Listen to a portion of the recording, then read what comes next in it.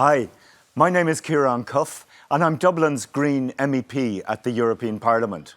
Unfortunately, I can't be there with you today due to my work in Brussels, which is a real shame. But I hope to give you a quick overview of the work we've been doing here that will decarbonise building stock in Ireland and across Europe. By way of background, I'm an architect and an urban planner, and I even worked as a lecturer in TU Dublin in Bolton Street before being elected as an MEP. And in the European Parliament, I sit on the Energy Committee, where a big focus of mine is trying to improve the energy efficiency of buildings. And as you, I'm sure, know, buildings are responsible for approximately 40% of the energy use and 36% of the CO2 emissions in the European Union. So renovations are crucial to achieving the European Union's 2050 net zero greenhouse gas emissions objective. And I was recently appointed as the Parliament's negotiator on the revision of the Energy Performance of Buildings Directive. This law aims to both decrease the carbon emissions coming from our building stock, as well as increase the efficiency of our buildings so that no energy goes to waste in our day-to-day lives. And there's 5 areas I really want to tackle while drafting this directive. They are: I want to provide social safeguards for minimum energy performance standards, or MEPs.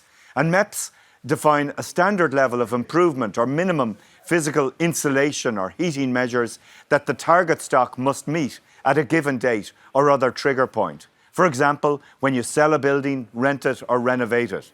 And this will phase out the worst performing buildings while also providing protection for those at risk of energy poverty. I want to also increase the number of solar roofs, heat pumps and deep renovations across Europe by providing financial incentives at an EU level to member states and local authorities so that they can phase out fossil fuel dependency in housing. And this will make our homes cleaner and safer. And we also need to mobilise financing for the renovations and in particular to support people living in energy poverty. And this will require getting financial institutions to increase their capacities for providing green loans and green mortgages for a wide group of homeowners. So we should take a holistic approach to renovations. And that means that the renovations should take into consideration and try to improve the indoor air quality of a building and adopt a neighbourhood approach to connecting renovated buildings to local renewable energy resources that can reduce costs for everyone. And finally, I'd like member states to adopt an innovative approach in relation to zero emission buildings, whole life carbon and the new European Bauhaus. So we need to start measuring the embodied carbon of buildings, and I plan including this on the list of measures that countries must report in their national building renovation plans.